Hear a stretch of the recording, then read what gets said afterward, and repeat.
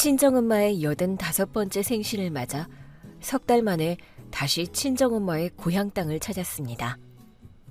엄마는 전쟁을 온몸으로 겪은 세대였습니다. 살아남은 이들마저 병들게 한 전쟁이었죠. 당시 10살이었던 엄마는 지금의 휴전선을 넘어오다 가족과 뿔뿔이 흩어졌고 그들의 생사를 알지 못한 채 그대로 휴전이 되는 고통을 겪었습니다. 그리고 총과 대포 소리의 후유증으로 평생 신경쇠약에 시달러야만 했고요. 그래서 제 기억에 엄마는 늘 허약하고 어딘가 아픈 사람이었습니다. 그런 엄마가 아직 무탈하게 살아계시다는 사실이 새삼 감사했습니다. 그래서인지 저는 늘 이곳을 마치 수학여행 가는 마음으로 내려오곤 했습니다. 엄마, 나 이제 터미널에 도착해서 전화했어. 아니, 근데 이북 고향 땅 근처에 살아서 그래? 목소리가 왜 이렇게 발랄해졌대? 여기 내려오고 나서부터 괜히 마음이 편해서 그러지. 가족들이랑 몸이 가까워졌을지도 모른다고 생각하니까. 부모님은 이미 돌아가셨다 해도 나처럼 생각하는 우리 형제들은 오며 가며 혹시나 여기서 마주칠 수도 있잖아.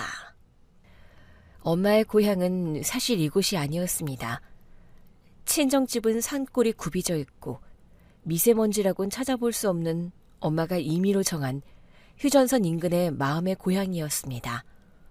덕분에 친정집은 시외버스 터미널에서도 택시를 타고 40분은 달려야 겨우 도착할 수 있었죠. 도로는 여전히 구불구불했고 중간중간 검문소를 지나야 했기에 거리에 비해 오랜 시간 공을 들여야 했습니다. 가을을 가장 먼저 알리는 곳답게 제 시선을 단박에 사로잡은 것은 색동옷으로 갈아입은 단풍이었습니다. 하지만 그 황홀한 마음은 오래가지 않았습니다. 제가 타고 있던 택시 옆으로 신호에 걸린 차 한 대가 나란히 멈췄고 무심코 고개를 돌려 차창을 바라보던 저는 그만 귀함하고야 말았습니다. 운전석에 앉아있는 사람은 한 달째 행방불명된 동서였습니다. 더 충격적인 것은 그 옆자리였습니다. 조수석에는 자기 아들 또래로 보이는 새파랗게 어린 남자가 앉아있었고 두 사람은 너무도 다정해 보였어요. 어머 세상에, 이게 대체 무슨 일이야? 동서가 어린 남자의 머리를 쓰다듬자 그 남자는 보답이라도 하듯 동서의 어깨에 붙어있는 머리카락을 떼어주었습니다. 그의 행동에는 전혀 주춤거림이 없었고 오히려 익숙해 보일 정도였죠. 오랫동안 봐오던 제가 알던 동서의 모습이 아니었습니다. 순간 큰 충격을 받은 저는 앞뒤 가릴 새도 없이 택시기사님을 향해 외쳤습니다. 기사님, 목적지 바꿀게요. 지금 당장 제 오른쪽 옆 9498 흰색 벤츠 미행해주세요. 놓치시면 안 돼요. 눈치채더라도 바짝 따라붙어주세요. 서운하지 않게 요금은 더블로 드릴게요. 더블이요? 내 조선길을 간다 해도 놓치지 않으리다. 동서의 차는 단종된 지 20해는 좋게 된 간신히 굴러가는 중형차였습니다. 그런데 한 달째 행방불명된 동서가 다정하게 외제차에 어린 남자를 태우고 있다니 의심스러운 구석이 한두 군데가 아니었습니다. 동서의 외제차는 제 친정집이 있는 도시를 한참 벗어난 서울에서 손꼽히는 명문대학교의 캠퍼스였습니다. 그녀는 그곳에서 남자의 대학 졸업식에 참석하고 있었어요. 초등학교도 채 마치지 못했던 동서의 머리 위로 남자는 학사모를 씌워주기도 했고 사진을 찍어주기도 했으며 웃는 얼굴로 동서를 꼭 안아주기도 했습니다. 저 남자 미친 거 아니야? 내가 지금 뭘 보고 있는 거야? 세상 말세다 말세. 입에 파리가 들어가도 이상하지 않을 만큼 저는 한참을 입을 다물지 못했습니다. 사실 저는 남자가 적어도 동서와 저의 자식뻘쯤은 될 줄 알았습니다. 30대 중후반 정도? 그것만으로도 놀랄 노자인데 그 어린 남자가 얼마나 노안이었던 건지 이제 막 대학을 졸업한 학생이라면 많아봤자 20대 중후반일 터. 자식보다도 한참 어린 남자였습니다. 요즘 아무리 20살 이상의 연상연하 커플이 많다 해도 동서가 저러고 다닐 줄은 정말 상상도 못했어요. 기사님, 다시 저 차 따라가 주세요. 저는 잠시 세워두었던 그 택시에 다시 올라탔습니다. 졸업식을 마친 동서와 어린 남자가 향한 곳은 그 지역의 허름한 건물이었습니다. 마치 두 사람의 관계가 남들 눈에 이상하고 수상쩍어 보이듯 이 낡은 건물과 이젠 괜찮터? 라는 삐까번쩍한 간판 사이에서도 어쩐지 묘한 간극이 느껴졌습니다. 이젠 괜찮터? 뭐 하는 데길래 이름이 졌다고? 동서답네 다워. 간판에 느낌표도 아니고 물음표라. 저는 점점 커져가는 의문을 한아름 끌어안고 동서의 뒤를 따라가 이젠 괜찮터? 라고 쓰인 사무실 문을 벌컥 열었습니다. 기척도 없이 초대한 적도 없는 제 기습방문에 동서는 얼굴에서 핏기가 싹 가셨습니다. 동서, 너 요즘 뭐 하고 다니느라 가족들이랑 연락도 끊고 집에도 도통 안 들어와. 형님, 여기까지는 어떻게 알고 온 거야? 때가 되면 다 말하려고 했는데. 딴 남자 생겨서 다 내팽개치고 여기서 이러고 사는 거야? 그것도 어제 태어난 것 같은 저 어린 남자랑? 제가 계속 쏘아붙여도 동서는 쭈뼛거리기만 할 뿐 입을 열지 않았습니다. 참다 못한 그 남자가 동서의 편을 들고 나섰습니다. 그쪽은 누구신데 우리 엄마 보자마자 행패세요? 엄마가 많이 놀라신 것 같으니까 이만 나가주시겠어요? 어린 남자의 말은 가히 충격적이었습니다. 동서에게 숨겨둔 아들이 있었다니. 동서는 시동생과 아이를 갖지 않아 자식이 분명 없는데 이게 대체 무슨 일이란 말입니까? 내연관계보다 핏줄이라는 말이 더 놀라웠습니다. 정기현, 너 대체 뭐야? 언제부터야? 자식 낳기 싫다며. 그런데 이 애송이는 대체 언제 낳은 거야? 씨뿌리 남자는 누구냐고. 너 말 잘하잖아. 입 있으면 말해봐. 어서. 동서에게 몇십 년 동안 속았다고 생각하니 큰 배신감이 몰려왔습니다. 동서와 저는 가족이기도 했지만 어린 시절 공장에서 함께 일하며 친하게 지낸 베스트 프렌드이기도 했기에 말로는 설명할 수 없는 복잡한 감정이 한꺼번에 밀려왔습니다. 북받쳤습니다. 까딱하다간 이 자리에서 그대로 졸도할 것 같다는 생각까지 들었습니다. 현실아, 너 괜찮아? 안색이 너무 안 좋아. 안 괜찮으니까 엄한 사람 잡지 말고 빨리 말해. 너 뭐야? 동서는 파리해진 트낮빛을 보고 그제야 체념한 듯 입을 열기 시작했습니다. 그게 사실은 너도 잘 알 거야. 내가 그동안 어떻게 살아왔는지. 네, 동서의 말대로 저는 그녀의 삶을 가장 가까이에서 오랜 시간 지켜봐온 사람이라고 해도 과언이 아니었습니다. 동서는 일평생 가장 밑바닥의 노동계급에 속해 있었습니다. 어린 시절 같은 공장에서 일했지만 저는 동서와 조금은 다른 삶을 살았어요. 똑똑한 자식이 셋이나 있었으니까요. 어려운 형편 속에서도 뼈 빠지게 자식들을 공부시켰고 자식들의 사회적 지위가 올라가면서 남편과 저는 자연스럽게 노동계급에서 벗어날 수 있었습니다. 아들, 딸의 직업이 판사, 의사, 교수였거든요. 하지만 남편을 30살 간 넘긴 나이에 여의고 자식도 없던 동서는 끝내 그 계급을 벗어나지 못했습니다. 제가 처음 그녀를 만난 것은 한강이 꽁꽁 얼어붙은 계절이었습니다. 하얀 눈뭉치가 허공을 자유롭게 떠돌고 가로눈이 흩날리던 1976년. 동서와 저는 고작 13살이었습니다. 이렇게 말하면 모두가 설원이나 한방눈을 떠올리겠지만 현실은 아름다움과는 아주 거리가 먼 10평 남짓한 창문 하나 없는 좁은 지하실이었습니다. 주 7일, 새벽 4시부터 밤 10시까지.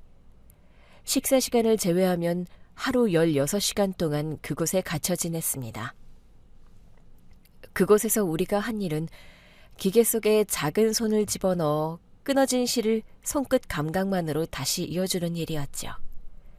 동서와 저는 방직공장 공순이 언니들의 시다였습니다. 오연씨, 기계에 손 넣었을 때 졸지 마. 손 빨리 안 떼면 그대로 절단나? 네, 언니. 죄송해요. 빨리 적응할게요. 16살의 공순이, 영자 언니가 그렇게 말했습니다. 저는 집이 찢어질 듯 가난해서 초등학교도 채 마치지 못한 채 일을 시작해야 했습니다. 서울에 살았지만 아픈 엄마가 있었고 제 밑으로 여동생도 셋이나 있었습니다.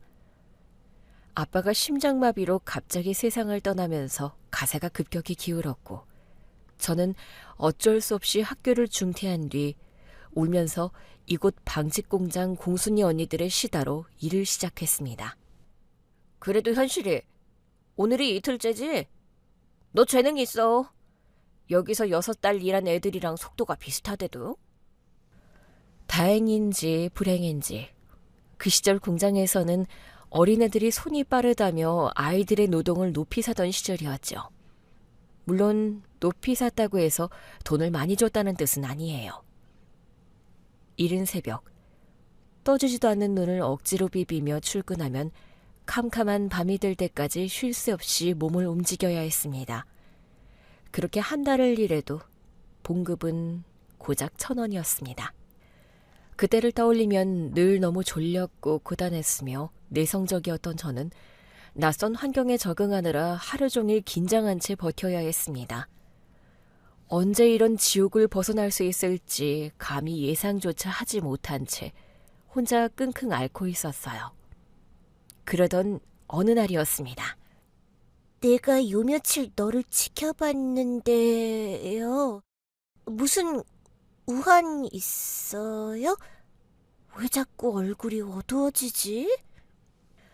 말할 기운도 없고 얼굴에 늘 그늘이 져 있던 저는 제게 말을 걸어온 여자아이를 가만히 바라보았습니다. 그 아이는 또래보다 키가 컸고 단발머리가 참 잘 어울렸습니다. 호기심 어린 눈망울은 반짝반짝 빛나고 있었죠. 아, 밥은 먹었어? 그래도 우리 공장은 밥도 공짜고 맛도 괜찮은 편이래. 공순이 언니들이 그러는데 다른 공장은 식비도 월급에서 300원씩 떼가고 반찬도 형편없어서 김치 국물에 맨날 밥 말아 먹었대. 우린 완전 땡 잡았지. 그 아이는 묻지도 않은 말을 귀한 정보인 마냥 미주알고주알 떠들어댔습니다. 저녁에 가끔 된장국도 나오는데 그게 일품이야. 아, 맞다. 명절 다가오면 삶은 달걀도 하나씩 줄 때 있어. 너 달걀 좋아해? 안 좋아하면 내가 대신 먹어줄 수도 있어. 아, 나도 달걀 귀신인데. 그럼 어쩔 수 없지. 사이좋게 같이 까먹자. 벌써 신나지? 저는 여자아이의 기세를 따라가기가 조금 버거웠습니다. 나는 정기현이야. 13살. 엄마가 귀하게 살라고 지어준 이름. 너는? 나도 13살. 오현실. 뭐야, 동갑이었어? 그럼 오늘부터 우리 친구하는 거다? 귀연이는 먼지로 더럽혀진 손을 바지춤에 한번 쓱 닦더니 씩씩하게 제게 손을 내밀었습니다. 저는 왠지 저와는 성격이 너무 다른 이 아이가 싫지 않았습니다. 그래서 웃으며 귀연이의 손을 마주 잡았습니다. 우리는 그날 이후 공장에서 껌딱지처럼 늘 붙어 다녔습니다. 너는 가족관계가 어떻게 돼? 엄마랑 여동생 3명이랑 같이 살아. 아빠는? 얼마 전에 돌아가셨어. 귀연이는 저에게 틈만 나면 질문 폭격을 퍼부었습니다. 묻지도 않은 말을 자유자재로 늘어놓는 건 덤이었고요. 나는 형제자매도 없는 고아야.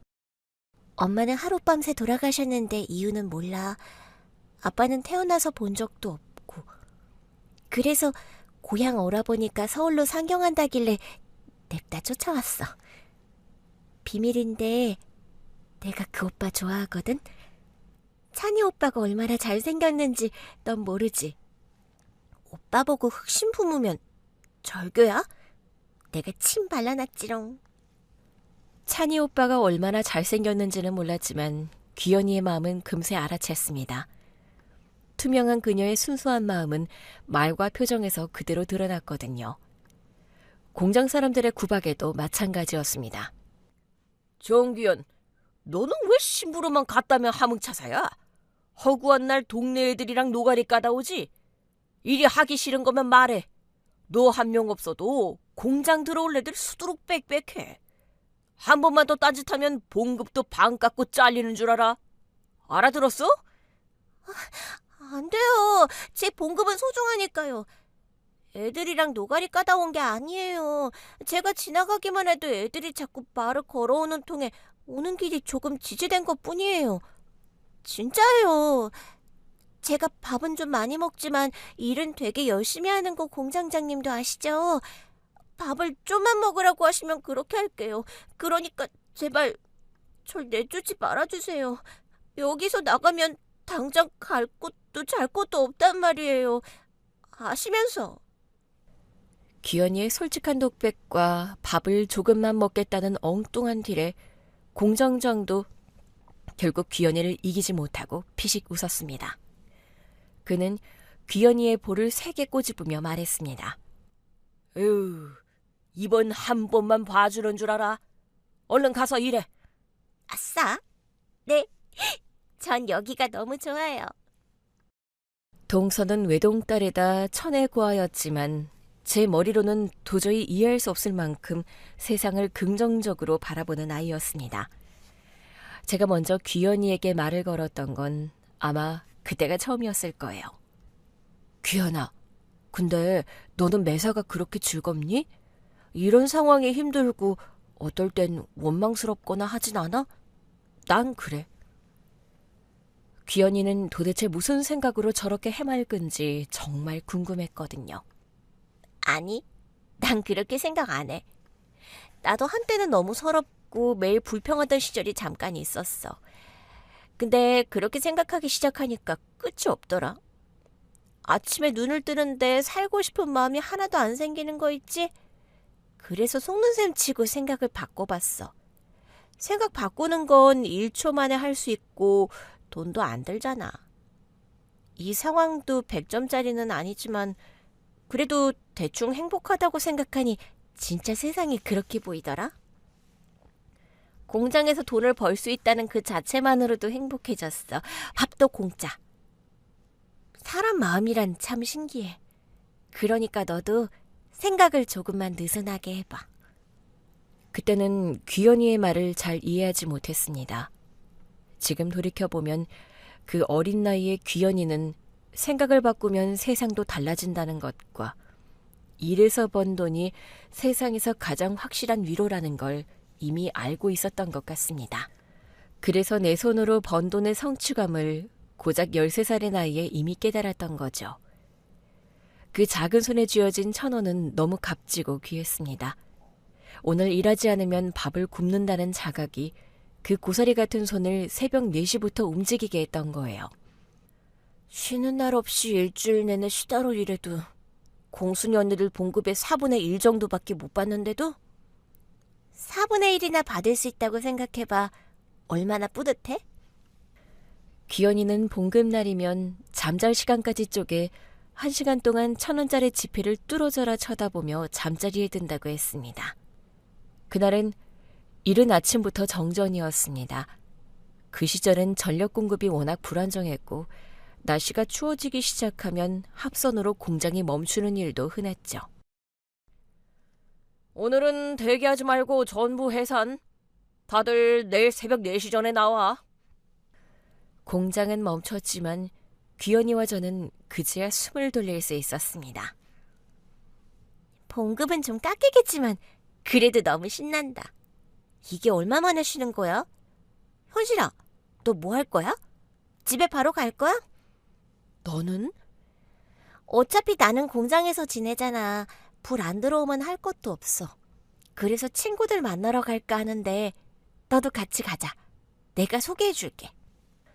저와는 달리 기현이 주변에는 늘 친구들이 넘쳐났습니다. 동서는 사람을 좋아하고 정이 많은 아이였습니다. 사람의 편을 가르지 않았고 벽을 두지 않았어요. 그래서인지 한 번 스쳐 지나간 아이들과도 금세 친구를 먹는 동네의 마당발이었습니다.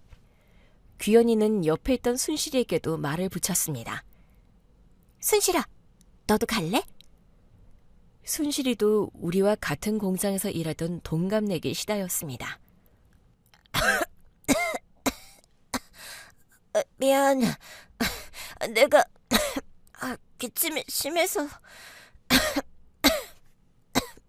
같이 못 갈 것 같아. 몸 좀 나으면 그때 같이 가도 되지? 당연하지. 꼭 나와서 같이 노는 거다? 근데 순실아, 너 괜찮아? 식은땀이 너무 나는 것 같은데. 집에 데려다 줄게. 어서 가자. 귀연이와 저는 양쪽에서 순실이를 부축했습니다.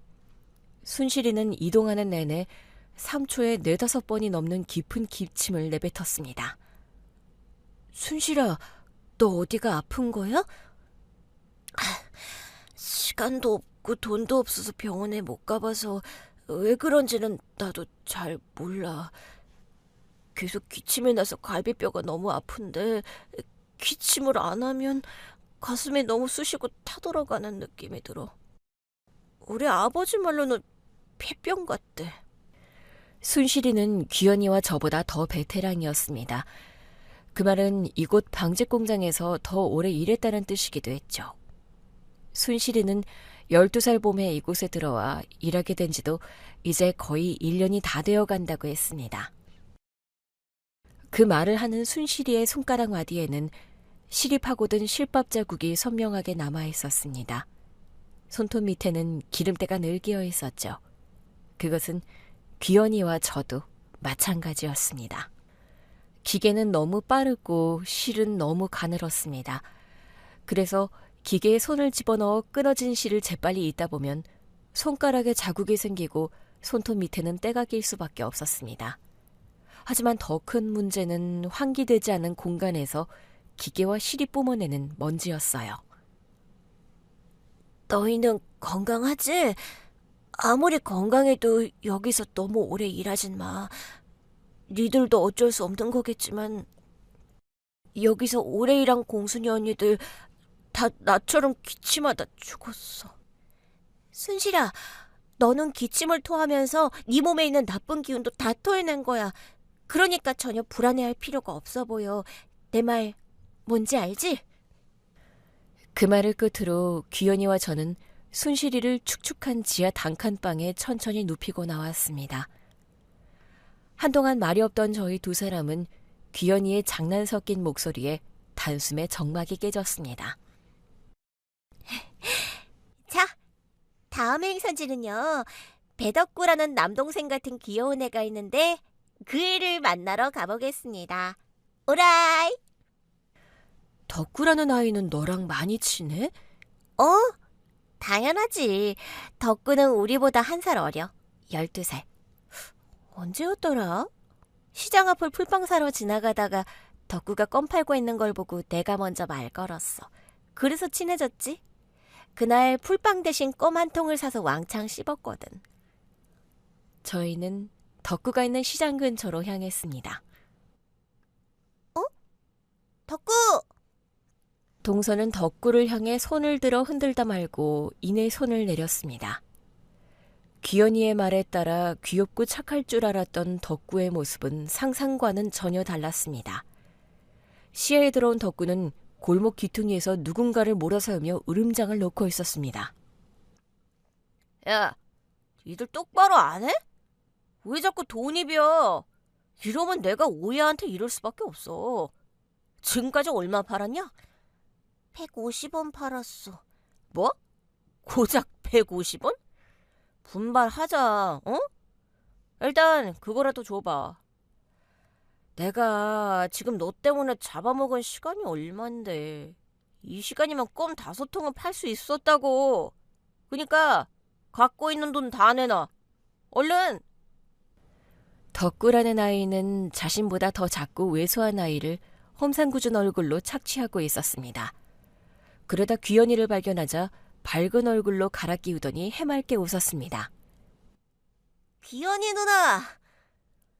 귀연이는 덕구의 애교 섞인 목소리를 완전 무시하고 덕구를 보자마자 나무랐습니다. 덕구야, 너 지금 뭐 하고 있었어? 왜 다른 애 돈을 뺏고 난리야? 귀엽던 덕구의 표정도 금세 바뀌었습니다. 이건 누나가 끼어들 일 아니야. 우리 영역의 일이야. 뭐야? 덕구는 껌을 팔며 살아가는 소위 말하던 그 시대의 앵벌이로 불리고 있었습니다. 맞잖아. 내가 틀린 말 했어? 야, 아무리 그래도 남이 번 걸 뺏으면 안 되지. 그러면 도둑놈이랑 뭐가 다른데? 그리고 네가 뭔데? 얘한테 벌이가 정내막내 하는 거야? 이건 뺏은 게 아니라 정당하게 내 시간을 투자해서 얻은 거야. 오야가 나한테 애들 군기 똑바로 잡으라고 했어. 내가 군기반장하겠다고 했거든? 미쳤어? 그런 걸 왜 네가 해? 군기반장하면 얼마나 좋은 줄 알아? 애들이 나 함부로 무시 못하지 맞을 일도 없지. 그리고 오야가 나는 하루 일당 못 채워도 별말 안 하고 그냥 넘어가. 이게 얼마나 중요한지 누나가 알아? 일당 못 채우면 밤새 두들겨 맞는다고. 티끌 하나 없이 맞고 귀엽던 아이는 불과 3달 만에 앵벌이 우두머리의 착취와 악습을 그대로 물려받아 그 집단의 자발적인 군기반장을 자처하며 스스로를 지키고 살아남는 법을 택해야 했습니다. 배덕구, 진짜 실망이야. 너는 지금 네 잘못이 뭔지 모르지? 아무리 사는 게 힘들어도 넘지 말아야 할 금이 있는 거야.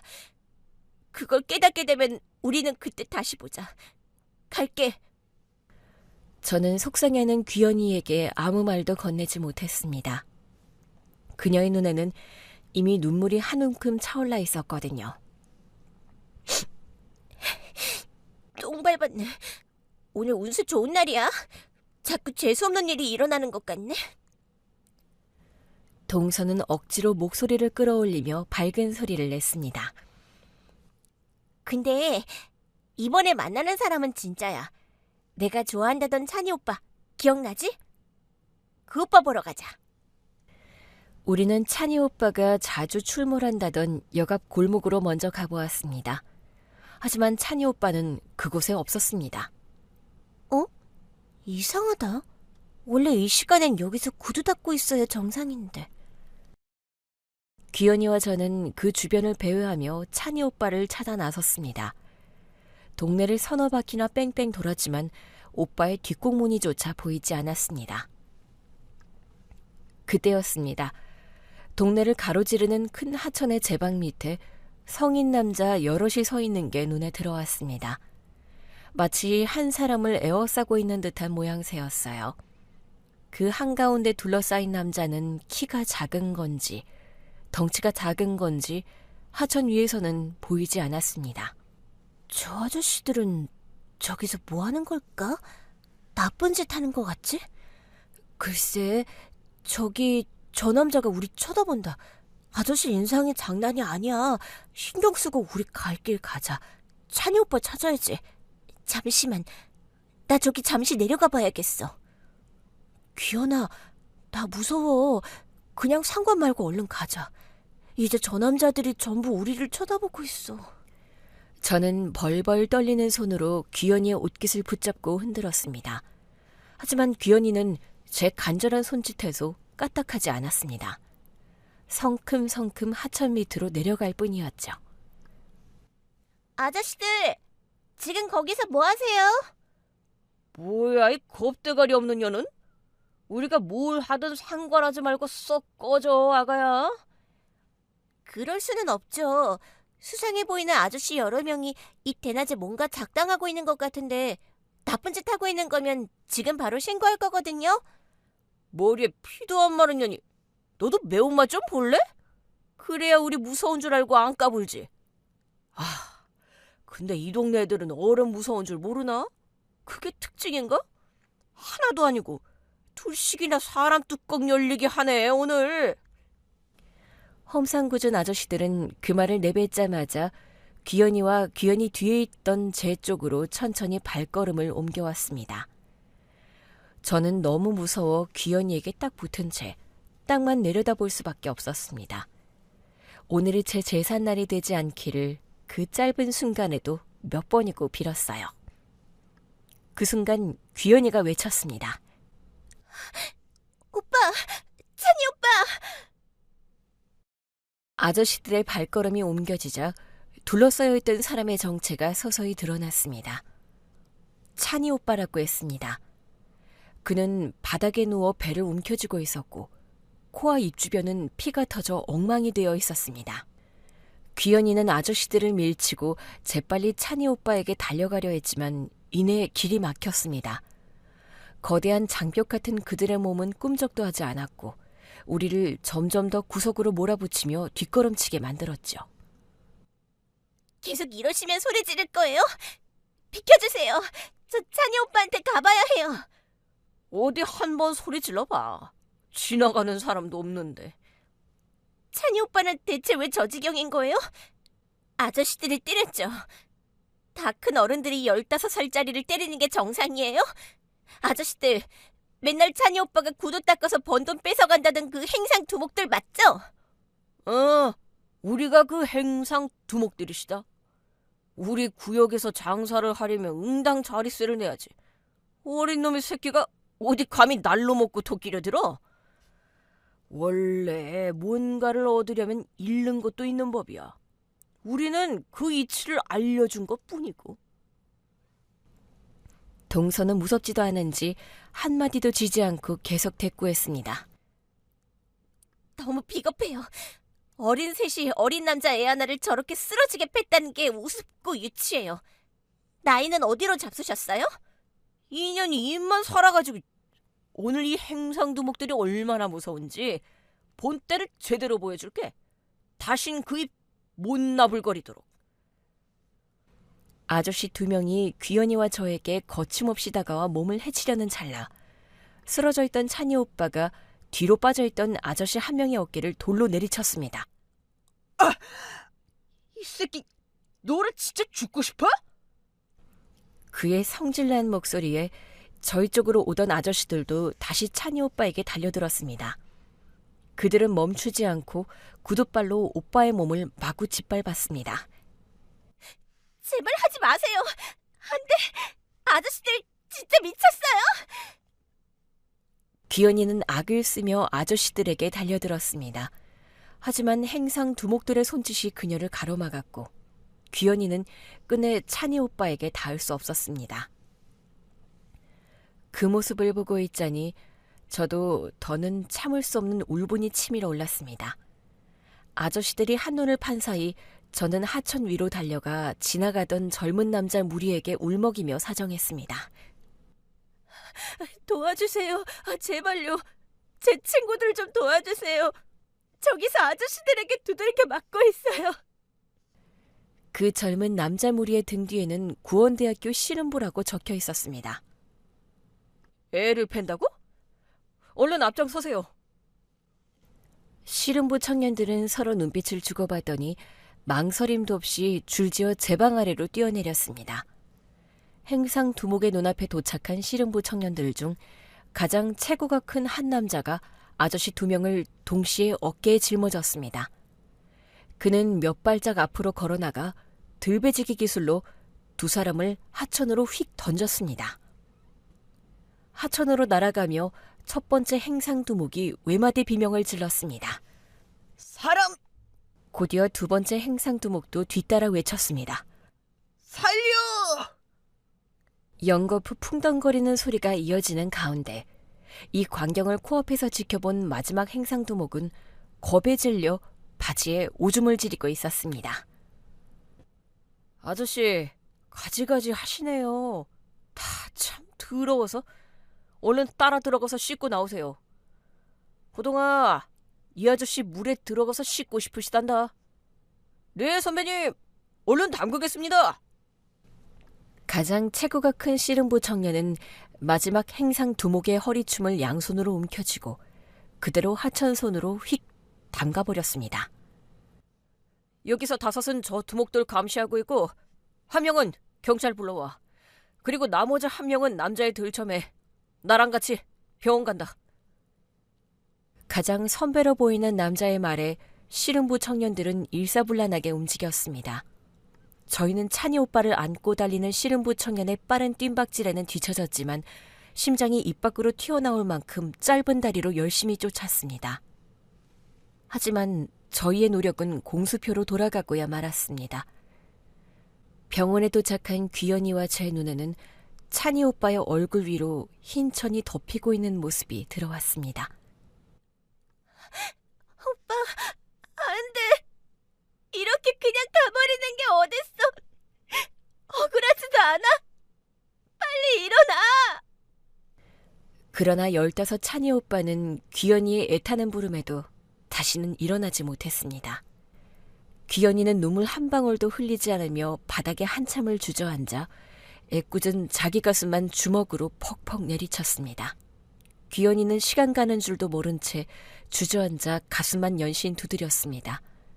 아무도 귀연이에게 괜찮냐고 묻지 않았습니다. 다들 그렇지 못하다는 걸 알고 있었으니까요. 저 역시 그녀의 옆에서 같이 주저앉아 있는 것 말고는 할 수 있는 게 아무것도 없었습니다. 밤은 깊어졌고 저는 오늘만큼은 귀연이를 혼자 공장에 보내고 싶지 않았습니다. 귀연아, 오늘은 우리 집에서 같이 자자. 아니야, 괜찮아. 난 공장이 편해. 내가 안 괜찮아. 우리 집 되게 좁은데 그래도 같이 자고 내일 같이 출근해. 집에 도착했을 때 엄마는 우리 얼굴을 쓱 훑어보더니 딱 한마디를 물으셨습니다. 밥은? 그리곤 따뜻한 밥 한 끼를 차려주었습니다. 가난한 형편에 어디서 났는지 흰쌀밥에 고기가 든 미역국이었어요. 어른들 사이에서 일하려니까 많이 고되지. 오늘도 고생 많았다. 나는 너희가 뜨거운 국물 한 숟갈 먹고 목구멍에 낀 먼지랑 마음속에 낀 먼지까지 다 날려버렸으면 좋겠네. 엄마의 말에 귀연이는 침착하게 입을 열었습니다. 감사합니다. 거짓말이 아니라 진짜 제가 먹어본 음식 중에 제일 따뜻하고 맛있어요. 그래서 이 와중에 밥이 또 넘어가는 게 신기해요. 그 말을 끝으로 그녀는 잠이 들기 전까지 아무런 말도 하지 않았습니다. 다음날 우리는 아무 일 없었던 듯이 출근할 수밖에 없었습니다. 어제도 정전으로 돈을 벌지 못했기에 오늘까지 일을 쉴 수는 없었어요. 세상은 무심하게도 달라진 것 하나 없이 똑같이 흘러가고 있었죠. 자, 오늘부터 순실이 대신 일할 시다다. 공장장은 아무 예고도 없이 새로운 시다를 소개했습니다. 순실이는요? 순실이가 우리 시다 중에서 일 제일 잘하는데 설마 자르신 건 아니죠? 공장장은 한참을 뜸들이다가 마침내 입을 열었습니다. 순실이는 어제 저녁에 죽었다고 연락 왔다. 그제야 귀연이는 소리내서 엉엉 울기 시작했습니다.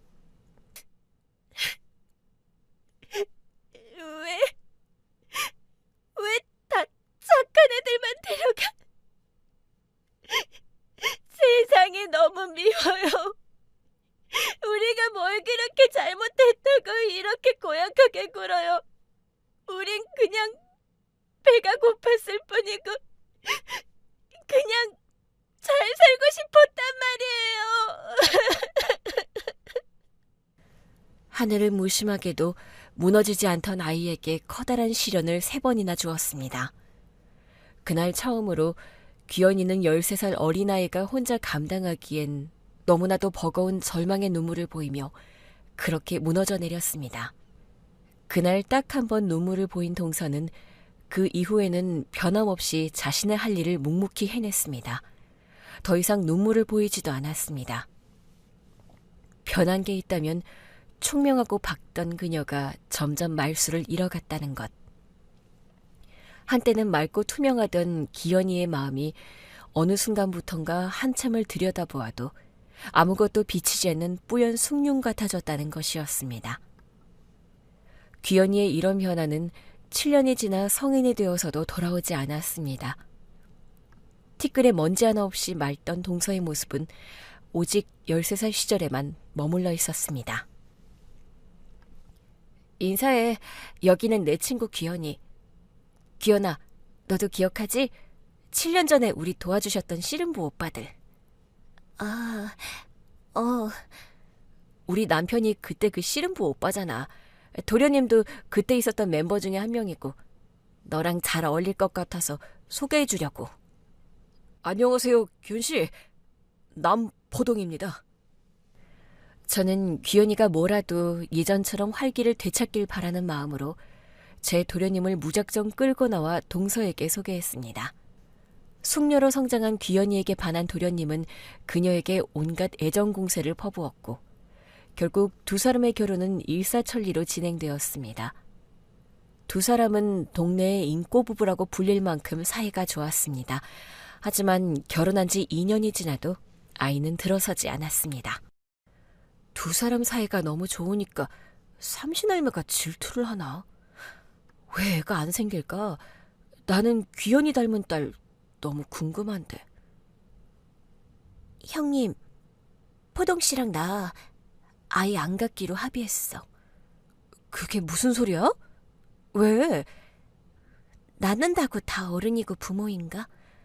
나는 안 그런 어른들을 수도 없이 봤어. 아이가 바르게 자라려면 끝까지 길잡이가 돼줘야 하는데 내가 과연 그런 부모가 될 수 있을까? 책임을 끝까지 다하고 아이에게 부끄럽지 않게 좋은 사람으로 죽을 때까지 살아갈 수 있을까? 난 자신 없어, 형님. 기현이의 말은 언뜻 보면 책임감 있는 결정처럼 들렸지만 그 안에는 삶에 대한 깊고 단단한 체념이 깔려 있었습니다. 포동 서방님도 동의했다고요? 서방님, 아이 좋아하시잖아요. 우리 애들 볼 때마다 물고 빨고 하시면서. 네, 기현이 말이 다 맞아요. 다들 애를 턱턱 낳으니까 되게 쉬운 일인 줄 아는데 낳는다고 애들이 알아서 크는 것도 아니고 엄마들은 출산하느라 몸 망가지고 평생 희생하면서 살아야 하잖아요. 저는 우리 귀현이한테 그런 짐 주기 싫어요. 특히 귀현이가 원하지 않는 일이라면 더더욱이요.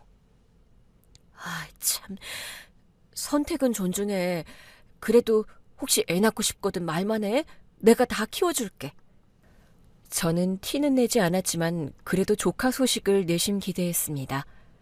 그러나 결국 제 기대는 앞으로는 다시는 꿈꿀 수 없는 일이 되고야 말았습니다. 포동 서방님이 일하다 불의의 사고로 세상을 떠났으니까요.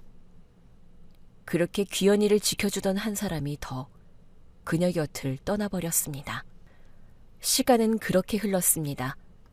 장례식장에서 또 한 번 울부짖던 22살의 귀현이와 지금 제 앞에 덤덤히 서 있는 62살의 귀현이가 겹쳐 보였습니다. 누굴 원망하거나 내가 가지고 태어나지 못한 무언가를 부러워한 적은 없어. 다만 무엇 위해 어떻게 살아야 할지 지금도 계속 고민 중이지. 한 가지 확실한 건 시대가 아무리 송두리째 흔들려도 중심을 잃지 않고 서 있는 아이들에게 따뜻한 어른이 되고 싶었어. 미역국에 흰쌀밥을 뜨끈하게 지어준 형님 어머니처럼.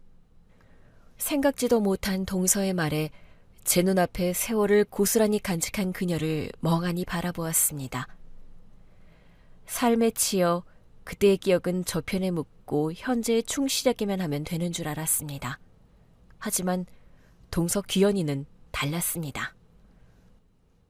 이렇게 들키는 거 말고 내가 이루고 싶었던 일이 좀 더 안정적이고 자리 잡게 되면 다 말하려고 했어. 자랑하려고 했어. 내가 49년간 꿈꿔온 일을 드디어 시작하게 됐다고. 이 아이 12살 때부터 내가 돌봐온 아이야. 맞아요. 전 부모 얼굴도 모르고 10개월 때 고아원에 버려졌어요. 거기서 원장에게 5년 동안 이유 모를 폭력에 시달렸고 그 길로 도망쳐 나왔을 때 엄마를 우연히 만났어요. 그때부터 일주일에 3-4번씩 서울에서 이 먼 곳까지 찾아와 주셨죠. 8년 동안이나요. 집도 얻어주셨고 제가 자립할 수 있게 경제적인 부분도 전적으로 책임지셨어요. 위험하다고 같이 살자고 했는데 거절한 건 제 쪽이에요. 전 세상에 하나밖에 없는 귀한 우리 엄마를 만나 지금까지 살아있다고 생각해요. 동서는 어린 나이에 방황하며 삶의 이정표를 제대로 읽지 못하는 아이를 남몰래 돕고 있었던 것이었습니다. 그 어린 남자는 동서가 혼자 만든 장학재단의 첫 장학생이었고 그녀는 부모 노릇까지 대신하고 있었습니다. 아들을 처음 만나게 해준 동네니까 이곳에 사무실을 차리고 싶더라고. 그래서 한 달 전쯤부터 여기 내려와서 사무실 차리고 혼자 분주하게 지내다 보니 연락할 정신이 없었어. 미안해. 많이 걱정했어? 그걸 말이라고 해? 당연히 걱정하지. 차는 여기 내려와서 바꾼 거야? 기집애, 너는 나한테 왜 이렇게 비밀이 많아? 무슨 차? 아, 벤츠. 아들 기 살려주려고 오늘만 렌트한 거야. 내 구닥다리 차는 오랜만에 주차장에서 잘 쉬고 있을걸. 또 나한테 더 말해줄 거 없어? 있지, 많지. 나 사실 13살 때부터 지금까지 우리 같이 일했던 방직 공장에서의 기억을 한 번도 잊지 않았어. 뭐 그게 좋은 기억이라고 그걸 아직도 가슴에 품고 살아. 산 사람은 살아야지. 잘 살아야지. 그걸 잊어야 귀연이 네가 살지. 어떻게 잊겠어. 공장에서 같이 일하던 친구는 13세 직업병으로 죽어나가지. 아끼던 귀여운 동생은 12에 애들 잡는 폭력이 앞잡이 되어 있지. 좋아하던 오빠이자 고향에서 같이 상경한 내 정신적 지주는 15살의 행상두목에게 맞아 죽었지. 76년 그 겨울을 내가 어떻게 잊겠어? 귀연이 말이 다 옳았습니다. 어린 시절에 그걸 감당할 수 있는 나이가 몇이나 될까요? 그것도 꿋꿋하게. 그때 든 생각이 어른들이 만들어 놓은 사회에서 힘없고 죄 없는 아이들이 아무것도 하지 못한 채 무너져가는 현실이 너무 불쌍했어. 그래서 세상에서 그 누구도 나를 책임지지 않는다고 느끼는 아이가 있으면 내가 나서서 책임지고 싶었어. 어쩐지 동서는 남편 상을 치른 그 다음 날 바로 일하러 나갔습니다. 그 후로 49년간 한시도 쉬는 걸 본 적이 없을 정도로 악착같이 일했죠. 저는 귀연이가 마음이 힘들어 몸이라도 움직이며 잡생각을 떨쳐버리려는 줄 알고 차마 말리지 못했습니다. 내가 괜히 긴 세월을 그렇게 힘들게 일한 줄 알아? 다 계획이 있었지. 현실아, 나 있잖아. 이제야 넘어진 아이들을 한 명씩 이렇게 세워줄 수 있는 어른이 됐다는 게 소소하지만 너무 큰 행복이야. 역시 끝까지 살아보길 잘했어. 아, 그런데 좀 늦긴 했어. 원래는 10년쯤 더 빨리 이루고 싶었던 꿈인데. 동서의 말에 괜히 눈가가 시큰해졌습니다. 오랜만에 13살의 무한 긍정 속에 살던 소녀 귀연이가 눈앞에 아른거리는 듯 했습니다. 너는 예나 지금이나 날 되게 쪽팔리게 만들어. 왜? 나는 네가 손주 볼 나이에 자식 볼보다 더 어린 남자랑 바람나서 집구석에 안 들어오는 줄 알고 순간 얼마나 배신감 느꼈는지 알아? 너도 참 너다. 이 쭈글쭈글한 아줌마를 누가 예뻐해주나. 저는 귀연이를 잠시라도 의심한 게 너무 부끄러웠습니다. 같은 공장에서 같은 나이에 일했지만 저는 그 시절을 잊고 살았고 동서는 행동했습니다. 요즘 개천에서 용나는 시대는 이제 끝났다고들 하지만 그래도 개천에서 굴러 떨어지려는 순간 손 내밀어주는 귀연이 같은 어른이 아직 남아있어서 다행이라고 생각했습니다. 저를 포함한 이 시대의 꼰대들은 말합니다. 근데 말이야, 요즘 애들 정신 상태가 좀... 그래도 밥은 안 굶잖아. 먹을 게 얼마나 많아? 그러니까 조금만 더 열심히 살아주면 좀 좋아? 나 때는 밥 굶는 게 일상이었는데.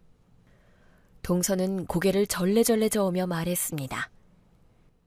너는 오늘부터 옥꼰대야. 뭐야, 너 말 다 했냐?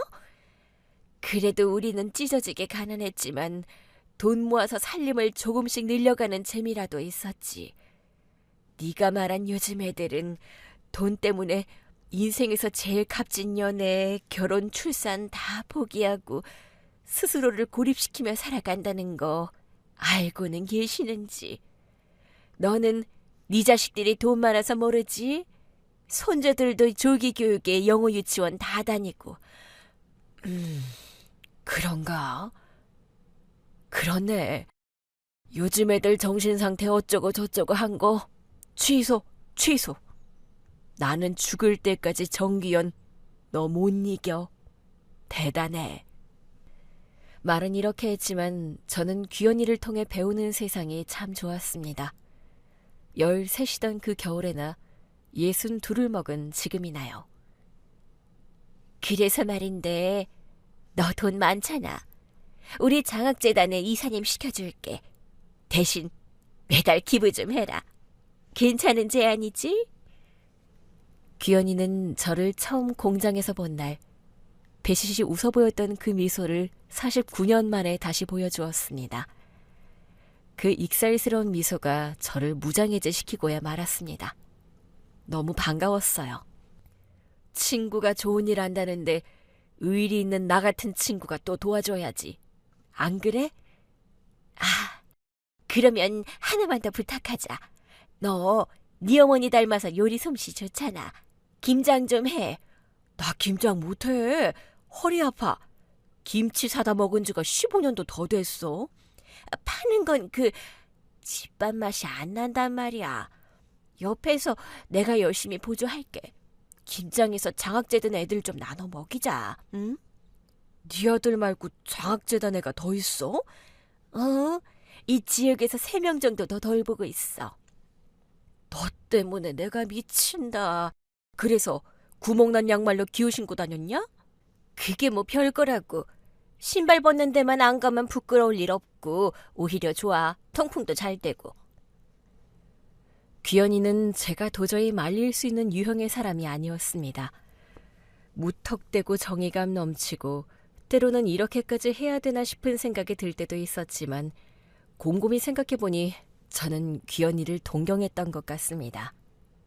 저는 다시 태어나도 저런 사람이 될 수 없을 것만 같거든요. 전 세계의 1%가 경제를 쥐락펴락하고 사회를 좌지우지한다지만 삶을 포기하지 않고 꿋꿋이 살아가는 젊은이들 곁에는 동서 같은 1%의 어른 한 명이 있기 때문이라는 생각을 지울 수가 없었습니다. 그래서 세상은 아주 조금씩 여전히 바뀌고 있는 걸지도 몰랐습니다.